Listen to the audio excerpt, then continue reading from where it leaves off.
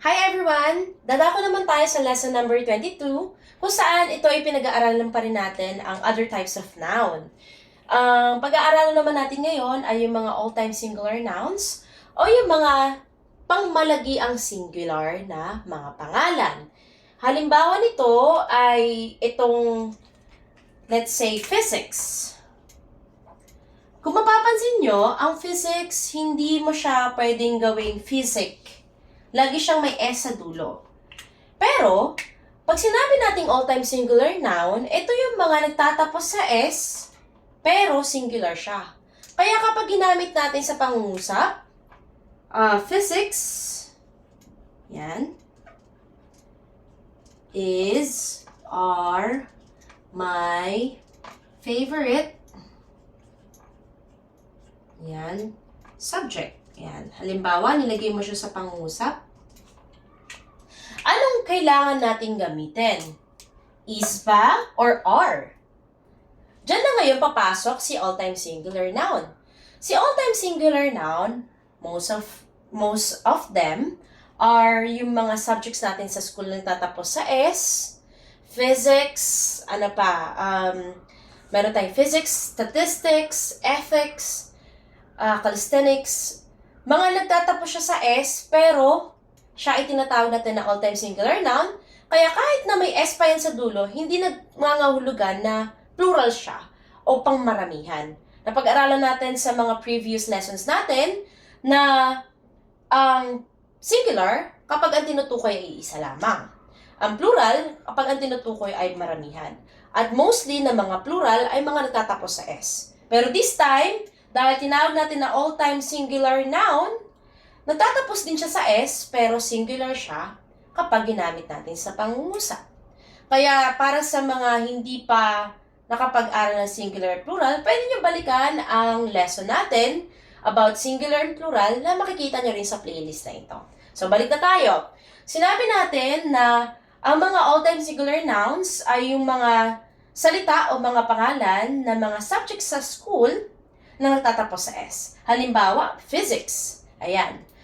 Pag sinabi natin singular, dahil nga siya ay nagtatapos sa S pero singular siya, ang gagawin ba natin is, gagamitin ba natin sa singular na to, ang pang-singular na is, or ang pang-plural na are?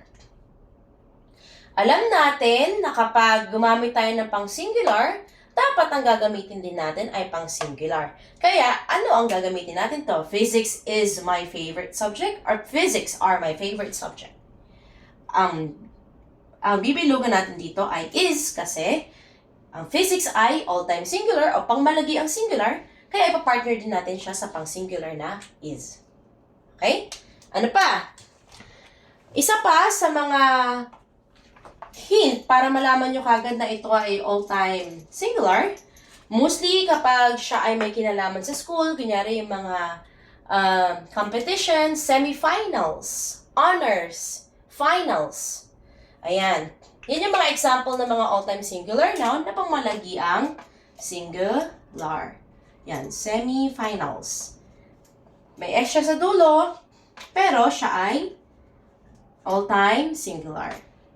Finals, ano pa, yung mga sakit na nagtatapos sa S. Measles.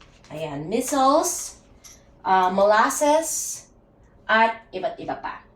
So, uulitin ko, ang hint natin para malaman natin kung ito ay all-time singular noun ay yung mga subjects sa school na nagtatapos sa S.